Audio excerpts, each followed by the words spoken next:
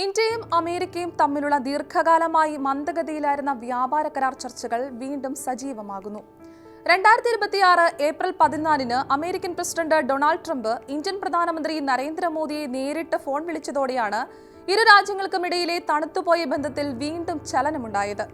ഏകദേശം 40 മിനിറ്റ് നീണ്ടുനിന്ന ഈ നിർണായക സംഭാഷണത്തിൽ ഇന്ത്യ അമേരിക്ക വ്യാപാര കരാറിനൊപ്പം പശ്ചിമേഷ്യയിലെ വഷളാകുന്ന സാഹചര്യങ്ങളും പ്രത്യേകിച്ച് ഇറാനുമായി ബന്ധപ്പെട്ട സംഘർഷങ്ങളും പ്രധാനമായും ചർച്ചയായി.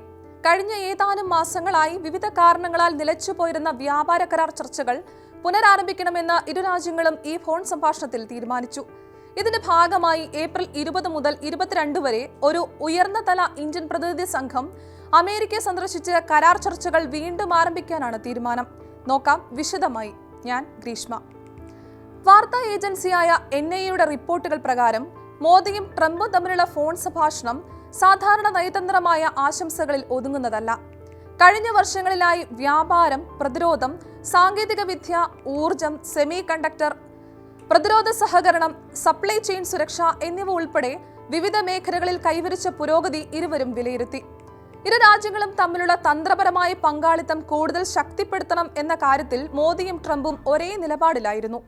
അമേരിക്ക ചൈന ബന്ധത്തിലെ സംഘർഷവും ആഗോള സപ്ലൈ ചെയിൻ പുനഃസംഘടനയും ലോക വ്യാപാര രംഗത്തെ പുതിയ രാഷ്ട്രീയ സാഹചര്യവുമെല്ലാം ഇന്ത്യക്കും അമേരിക്കയ്ക്കും പരസ്പരം കൂടുതൽ അടുപ്പത്തിലാകേണ്ട സാഹചര്യം സൃഷ്ടിച്ചിരിക്കുകയാണ്.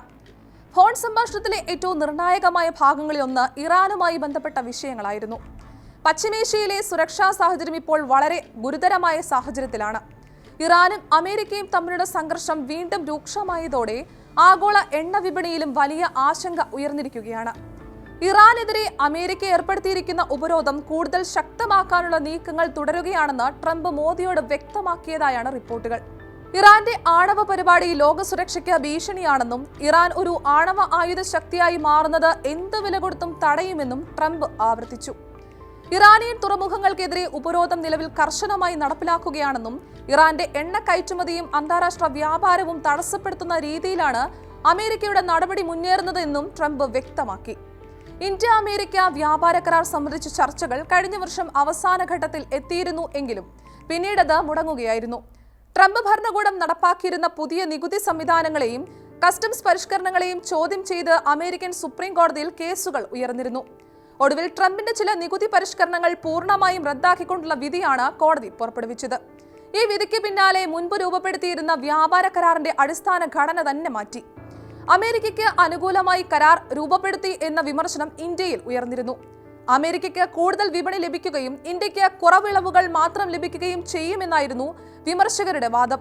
ഇതിനിടയിൽ നികുതി നയങ്ങളിൽ വീണ്ടും മാറ്റമുണ്ടാകുമെന്ന ആശങ്കയിലായിരുന്നു ഇന്ത്യ. കരാറിൽ ആവശ്യമായ തിരുത്തലുകൾ വരുത്താനുള്ള അവകാശം ഉറപ്പാക്കണമെന്ന് ഇന്ത്യ ആവശ്യപ്പെട്ടു. ഇന്ത്യയുടെ ഈ നിലപാടാണ് പിന്നീട് ചർച്ചകൾ മന്ദഗതിയിലാക്കിയത്. ഇപ്പോൾ വീണ്ടും സജീവമാകുന്ന പുതിയ വ്യാപാര കരാറിന്റെ കരട് മുൻ കരാറിനേക്കാൾ വ്യത്യസ്തമായിരിക്കുമെന്ന സൂചനകളാണ് ലഭിക്കുന്നത്. ഇന്ത്യക്ക് മേൽ അമേരിക്ക ചുമത്തിയിരുന്ന ഉയർന്ന ഇറക്കുമതി നികുതിയിൽ ഇളവ് നൽകാൻ ട്രംപ് ഭരണകൂടം തയ്യാറായിട്ടുണ്ട്.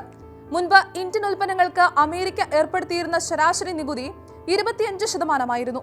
പുതിയ നിർദ്ദേശപ്രകാരം ഇത് 18% കുറയ്ക്കാൻ അമേരിക്ക തയ്യാറായിരിക്കുകയാണ്. ഇതോടെ വസ്ത്രങ്ങൾ, ഫാർമസ്യൂട്ടിക്കൽസ്, ഓട്ടോ ഘടകങ്ങൾ, IT ഉപകരണങ്ങൾ, സ്റ്റീൽ ഉൽപ്പന്നങ്ങൾ, കാർഷിക പ്രോസസ്സിംഗ് ഉപകരണങ്ങൾ എന്നിവയ്ക്ക് അമേരിക്കൻ വിപണിയിൽ കൂടുതൽ അവസരം ലഭിക്കാനിടയുണ്ട്. അതേസമയം ഇന്ത്യയും നിരവധി അമേരിക്കൻ ഉൽപ്പന്നങ്ങൾക്ക് മേലുള്ള നികുതി പൂർണ്ണമായോ ഭാഗികമായോ ഒഴിവാക്കാൻ സമ്മതിച്ചിരിക്കുകയാണ്.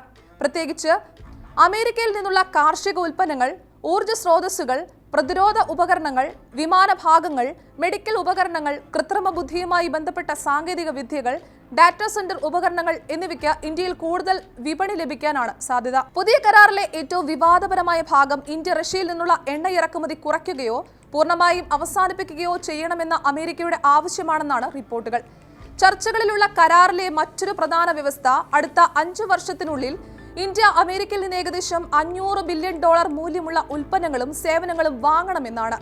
ഇതിൽ പ്രധാനമായും ഉൾപ്പെടുന്നത് അമേരിക്കൻ പ്രകൃതിവാതകവും ക്രൂഡ് ഓയിലും, പ്രതിരോധ ഉപകരണങ്ങളും യുദ്ധവിമാനങ്ങളും, സെമി കണ്ടക്ടർ നിർമ്മാണ ഉപകരണങ്ങൾ, കൃത്രിമ ബുദ്ധി, ചിപ്പ് നിർമ്മാണം, ക്ലൗഡ് സേവനങ്ങൾ എന്നിവയുമായി ബന്ധപ്പെട്ട സാങ്കേതിക വിദ്യകൾ, കാർഷിക ഉൽപ്പന്നങ്ങൾ, വിമാന നിർമ്മാണത്തിനുള്ള ഘടകങ്ങൾ, മെഡിക്കൽ ബയോടെക് ഉപകരണങ്ങൾ, ഈ വാങ്ങലുകൾ വഴി അമേരിക്കയുടെ കയറ്റുമതി വർദ്ധിക്കുകയും ഇന്ത്യയുടെ ഊർജ്ജ സാങ്കേതിക ആവശ്യങ്ങൾ നിറവേറ്റുകയും ചെയ്യുമെന്നാണ് കരുതുന്നത്.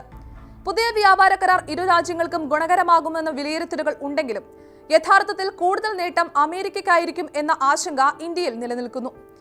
ഇന്ത്യക്ക് അമേരിക്കൻ വിപണിയിൽ കൂടുതൽ പ്രവേശനം ലഭിക്കുമെങ്കിലും അതിന് പകരം ഇന്ത്യക്ക് അമേരിക്കൻ ഉൽപ്പന്നങ്ങൾ വൻതോതിൽ ഇറക്കുമതി ചെയ്യേണ്ട സാഹചര്യമുണ്ടാകും. ഇന്ത്യൻ കർഷകരും ചെറുകിട വ്യവസായികളും അമേരിക്കൻ ഉൽപ്പന്നങ്ങളുമായി മത്സരിക്കേണ്ടി വരുമെന്ന ആശങ്കയും ഉയരുന്നുണ്ട്. പ്രത്യേകിച്ച് കാർഷിക മേഖലയിലും പാൽ ഉൽപ്പന്ന മേഖലയിലും അമേരിക്കൻ ഉൽപ്പന്നങ്ങൾക്ക് നികുതി ഇളവ് ലഭിക്കുന്നത് ഇന്ത്യൻ വിപണിയെ ബാധിക്കാമെന്നാണ് ചില വിദഗ്ധരുടെ മുന്നറിയിപ്പ്.